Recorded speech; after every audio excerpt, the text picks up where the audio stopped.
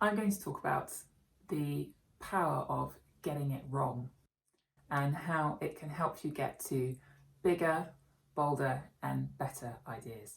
The reason for this is that there's a curious paradox that getting things right all the time can still lead to a wrong result. And by wrong, I mean boring as hell. The road to mediocrity is paved with good decisions. Thousands of decisions, good decisions, will be taken by good people for good reasons. And the end result can be as bland and as beige and as boring as you could possibly imagine. The truth is, the kind of big ideas that we all want to create, the ideas that connect, the ideas that are effective, are the ones that have a little bit of wrong about them. They have some sharp edges. They have something about them that's a little bit more human. And I have a technique that I use to get to more of those big ideas, and I call it going to the dark side. It's about embracing failure and being wrong on purpose.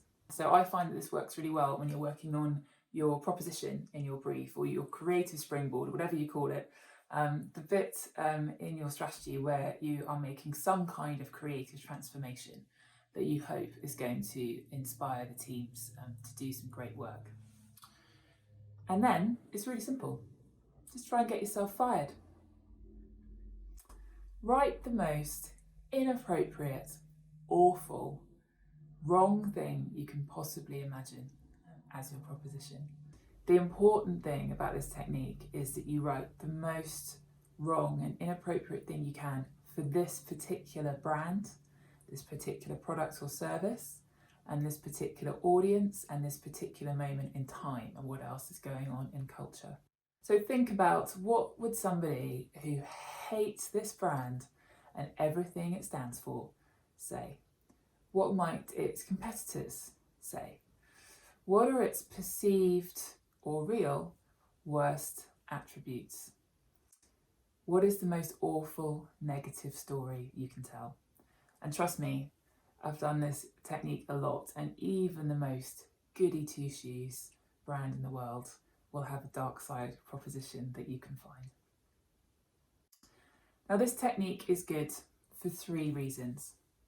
First of all, it will always get you to better, more interesting, more different results. Results that have some of that edge and some of that grit in them that I talked about earlier.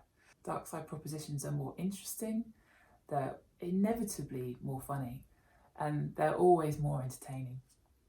And as the most recent research from the Institute of Practitioners in Advertising has found in Lemon, we must entertain for commercial gain. If we want to be effective, we've simply got to be entertaining.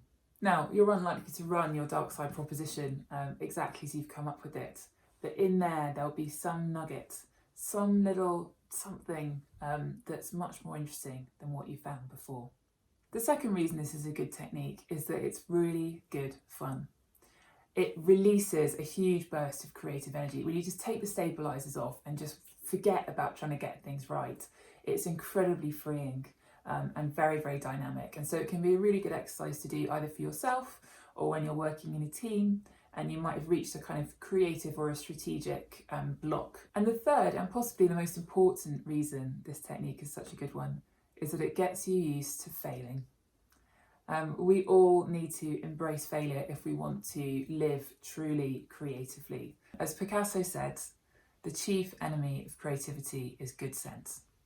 So if you want to supercharge your strategic and your creative thinking, let a little bad sense in and go to the dark side once in a while.